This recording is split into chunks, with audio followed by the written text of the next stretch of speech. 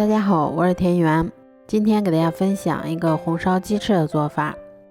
首先我们把清洗干净的鸡翅先给它打上花刀，打好花刀后，我们把它放到清水里面，然后再加入适量的葱段和姜片，把鸡翅给它焯一下水。鸡翅焯好水后，我们在锅中先烧一些食用油，然后再放入适量的冰糖，接着我们用铲子不停地把它们搅拌均匀，一直把冰糖炒至像这种焦褐色的状态。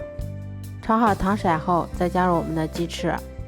然后用铲子先把它们翻炒均匀。翻炒均匀后，先加入适量的葱花和姜片，然后再加入适量的开水，水的量大概能没过鸡翅就可以啦。加好水后，先放入适量的花椒、八角、香叶和桂皮，接着我们先加入1勺盐调味，然后再加入适量的味极鲜和蚝油，最后我们再加入适量的老抽，然后用铲子把它们翻炒均匀后，再煮15分钟左右就可以出锅啦。这样做出的红烧鸡翅吃起来非常的营养美味，而且做法也非常简单快速。